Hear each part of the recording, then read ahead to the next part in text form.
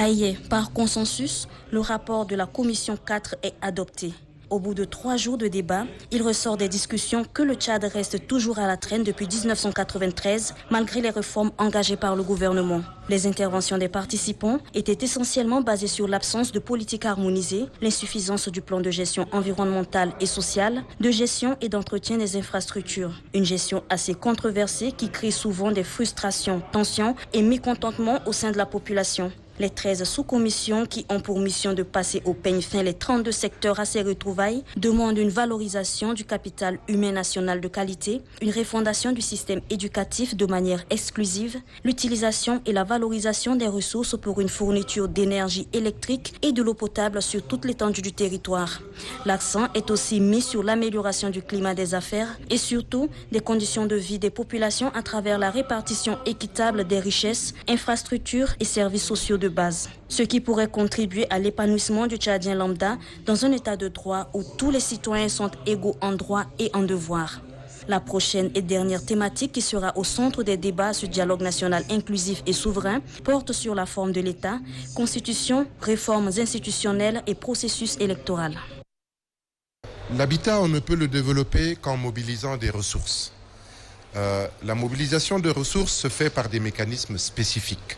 Ces mécanismes ont été établis dans une loi depuis le 24 novembre 2010.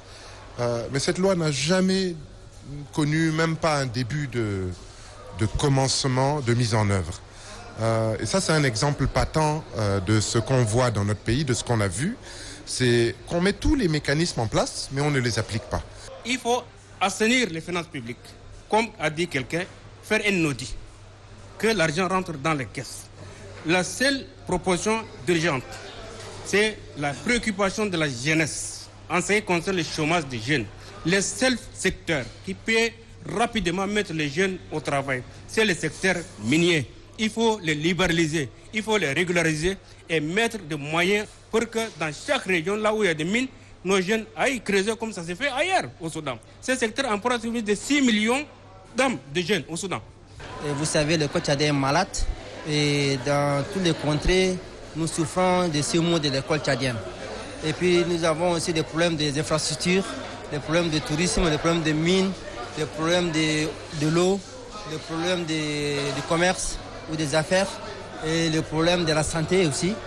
Et tout ça, on a analysé, examiné en profondeur. Mais tout ce qui est là, il faut que l'État applique les résolutions et les recommandations. Le Tchad demeure un pays producteur du pétrole. Mais il faut maintenant diversifier les activités et surtout l'agriculture pour maintenir et résorber le chômage de la jeunesse et notamment créer des activités génératrices de revenus en orientant quand même des poules de jeunes dans des secteurs bien précis tels que l'emploi personnel